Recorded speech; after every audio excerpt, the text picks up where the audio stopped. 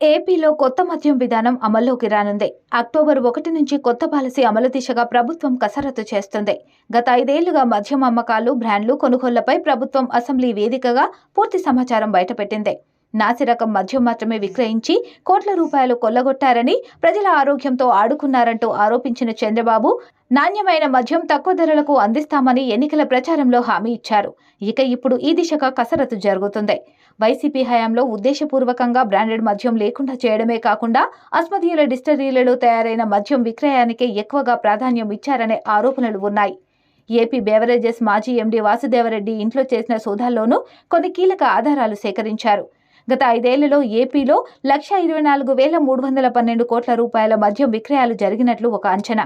అందులో గత ఆర్థిక సంవత్సరంలోనే 30,078 కోట్ల సేల్స్ జరిగినట్లు తెలుస్తుంది.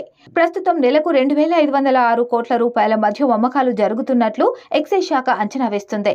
టీడీపీ హయాంలో 2014 నుంచి 2019 మధ్య 75,284 కోట్ల లిక్కర్ విక్రయాలు జరిగినట్లుగా ఎక్సైజ్ శాఖ డేటా ద్వారా తెలుస్తుంది. ప్రస్తుతం ఏపీలో సర్కార్ ఆధ్వర్యంలో 2,934 లిక్కర్ షాపుల్లో మద్యం అమ్మకాలు జరుగుతున్నాయి. ప్రైవేటు వ్యక్తులకు మద్యం దుకాణాలను అప్పగించడం ద్వారా ప్రభుత్వానికి ఆదాయం పెరగడమే కాకుండా మద్యం రేట్లు కూడా తగ్గుతాయని భావిస్తున్నారు. అదే సమయంలో జగన్ ప్రభుత్వానికి ముందు అందుబాటులో ఉన్న విధంగానే అన్ని రకాల మద్యం బ్రాండ్లు మందుబాబులకు అందుబాటులోకి రానున్నాయి. ప్రస్తుత డిస్టిలరీలను రద్దు చేస్తూ తిరిగి కొత్త మద్యం దుకాణాలను, డిపాజిట్ ధరలను నిర్ణయించనున్నారు. ఎక్సైజ్ అధికారులతో సమీక్షలో చంద్రబాబు వీటిపైన అధికారికంగా నిర్ణయం తీసుకోనున్నారు.